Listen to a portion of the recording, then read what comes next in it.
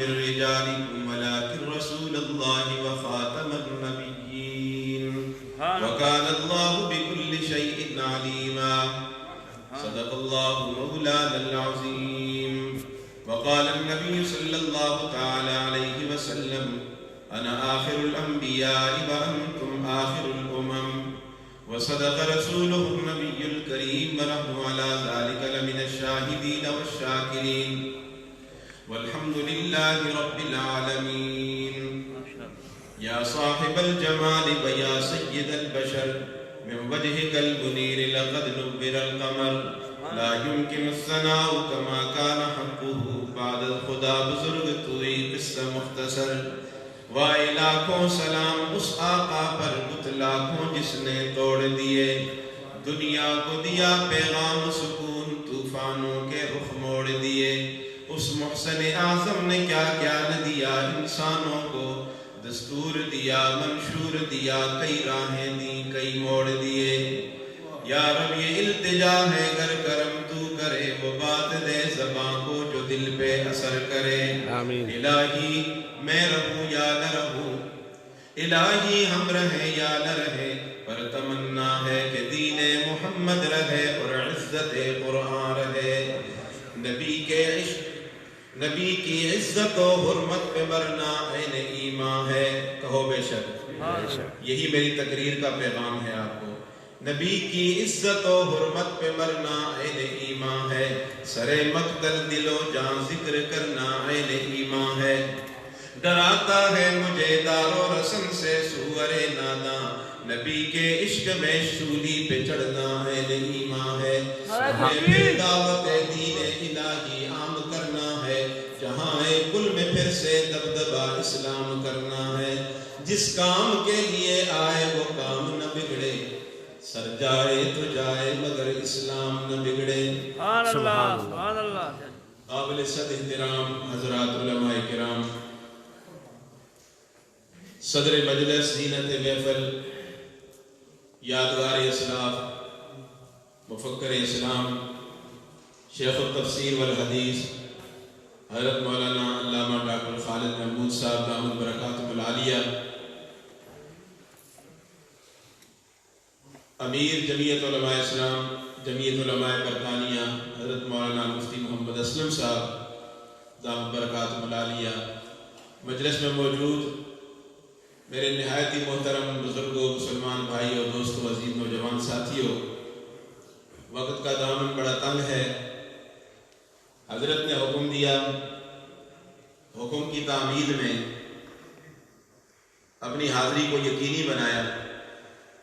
یقین جانیے ہم تو بچپن سے علامہ صاحب کے عقیدت مند ہیں. سب سے پہلے جب یہ ہمارے جامعہ میں جبوڑی مانسرا تشریف لے گئے ان کا صبح کا درس ہم نے سنا. اسی دن سے ان کے علم کا رعب ان کا دبدبہ ان کی تواضع ان کا تقوی یہ ہمارے ذہنوں پہ چھایا ہوا ہے.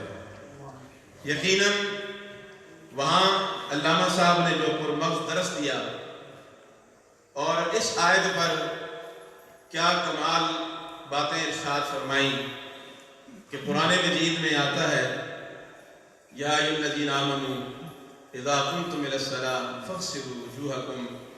حضرت فرمانے لگے کہ مجھ سے کسی نے اعتراض کیا کہ قرآن کا وضو تو چہرے سے شروع ہوتا ہے اور تم مولوی کہتے ہو کہ ہاتھوں سے وضو شروع کرو. یہ تم نے کہاں سے یہ باتیں نکالی ہیں؟ کمال کر دیا حضرت نے. یقین جانیے ذہن میں یہ بات نہیں آ رہی تھی کہ اگر کوئی اعتراض کرے گا تو کیا جواب دیں گے. تو حضرت نے کیا عالمانہ محققانہ انداز میں جو جواب ارشاد فرمایا وہ باتیں آج تک مجھے یاد ہیں. کہ حضرت نے فرمایا کہ وضو کے لیے جو ہم بطور آلہ کے جو آلہ تطہیر ہے پانی اس کو جب ہم استعمال کریں گے تو اس کے لیے شرط یہ ہے کہ اس کا پاک ہونا ضروری ہے. اور پاک ہونے کے لیے پھر ضروری یہ ہے کہ اس کا رنگ بھی ٹھیک ہو اس کا ذائقہ بھی ٹھیک ہو اس کی بو بھی ٹھیک ہو. اب یہ ہمیں کیسے معلوم ہوگا؟ تو اس کو معلوم کرنے کے لیے ہم جب اس کا رنگ دیکھیں گے تو پانی ہاتھ میں لیں گے. ایک مرتبہ نہیں 3 مرتبہ جب چلو بھریں گے تو ہمیں یہ معلوم ہو جائے گا کہ پانی کا رنگ ٹھیک ہے، اور پھر جب ہم پھر شبہ پیدا ہوگا شاید اس کا ذائقہ ٹھیک نہ ہو، تو 3 مرتبہ ہم منہ میں پانی ڈال کر خوب یقین کر لیں گے اس کا ذائقہ بھی ٹھیک ہے، اور جب ہمیں یہ اس بات پہ یقین ہو گیا، تیسری بات لگی شاید اس کی بو ٹھیک نہ ہو، تو 1 مرتبہ نہیں 3 مرتبہ ناک میں پانی ڈال کر ہم اس کی بو بھی معلوم کر لیں گے کہ جب یہ تینوں باتیں مکمل ہو جائیں گی کہ اس کا رنگ بھی ٹھیک ہے، ذائقہ بھی ٹھیک ہے، اس کی خوشبو بھی ٹھیک ہے، بو بھی اس کی ٹھیک ہے، تو پھر قرآن کا وضو شروع ہو جائے گا کہ آپ چہرے کو دھو ڈالو۔ میرے بھائیو، آج ہمیں ان لوگوں کی قدر نہیں۔ میں جب یہاں پہنچا تو حضرت بیان فرما رہے تھے ان کے علمی نکات، ان کی علمی باتیں، ہم ادھر ادھر گھومتے رہتے ہیں۔ یقین جانیے جب یہ لوگ نہیں ہوتے تو پھر ہم قصیدے پڑھتے ہیں، ہم پھر مرثیے پڑھتے ہیں، پھر ان کی یاد میں تقریبیں منعقد کرتے ہیں، لیکن جب ہوتے ہیں تو ہم فائدہ نہیں اٹھاتے۔ لہٰذا میں اپنے آپ سے بھی گزارش کر رہا ہوں، آپ کی خدمت میں بھی، میں آپ سب سے چھوٹا ہوں علم کے لحاظ سے، عمل کے لحاظ سے، تقوی کے لحاظ سے، لیکن جب بھی کسی پروگرام میں جانا ہو، کوئی اس طرح کے علماء ہوں تو دل جمی کے ساتھ باتیں سننی چاہیے۔ ہمارے پروگراموں میں دنیا کے باقی پروگراموں میں فرق ہونا چاہیے۔ ادھر ادھر گھومنا، آپس میں باتیں کرنا، موبائلوں سے کھیلنا، اس کا مطلب یہ ہے کہ ہم اس بات میں سنجیدہ نہیں ہیں۔ ہم یہاں سے ہم اگر ان کی باتیں لے کے نہیں جائیں گے تو ہم کیا مقابلہ کریں گے؟ اس لیے میرے بھائیوں، ہمارا یہ عقیدہ ہے اور ہمارا یہ نظریہ ہے کہ حضور علیہ السلام کی ختم نبوت پر یقین رکھنا اسی طرح ضروری ہے جس طرح اللہ کی توحید پہ یقین رکھنا ضروری ہے۔ اگر توحید مکمل نہیں، عقیدہ مکمل نہیں، ایمان مکمل نہیں، اور اگر ختم نبوت کا عقیدہ مکمل نہیں تب بھی ایمان مکمل نہیں ہے۔ اس کے لیے ضروری ہے کہ ہم ہمارے جذبات، ہمارے احساسات، ہم سارے کے سارے اس انداز میں بن جائیں جس طرح حضرت نے فرمایا کہ جب کوئی بات اعتراض کرے تو تمہیں کسی عالم کے پاس دوڑنے کی ضرورت پیش نہ آئے، تم اتنا سیکھ لو کہ وہیں کھڑے کھڑے جواب دے۔ لیکن جب ہم سیکھیں گے نہیں، ان کی باتیں سنیں گے نہیں، تو پھر کس طرح ہم جواب دے سکتے ہیں؟ میرے بھائیوں، میرے قابل احترام سامعین، اس رسول اللہ کی عزت کے لیے یہ صرف میں اور آپ نہیں، اللہ نے خود ارشاد فرمایا واللہ یعصمک من الناس، اور میرے لاڈلے پیغمبر تیرا وجود اتنا اعلیٰ ہے کہ تیرے وجود کی حفاظت میں رب خود کروں گا۔ آپ نے نہیں دیکھا پہلے اعلان پر جب صفا کی پہاڑی پہ چڑھ کے اللہ کے محبوب نے مکہ والوں کو مخاطب کر کے کہا قولوا لا الہ الا اللہ، تو سب سے پہلے گالیاں دینے والا ابو لہب، جب اس نے برا بلا کہا، یہاں تک اس نے کہہ دیا تبا لک یا محمد لہذا جمعتنا، تو چاہیے تو یہ تھا کہ اتنی بڑی عقیدت کے بعد 40 سال کے طویل عرصے کے بعد کون سی چیز سامنے آ گئی؟ کیا اچانک تبدیلی آ گئی؟ اچانک ان کا ذہن بدل گیا اور فوراً کہنے لگے نعوذ باللہ محمد تو ہلاک ہو جائے۔ تو لازمی بات تھی رسول اللہ میں بھی اشتعال پیدا ہوتا۔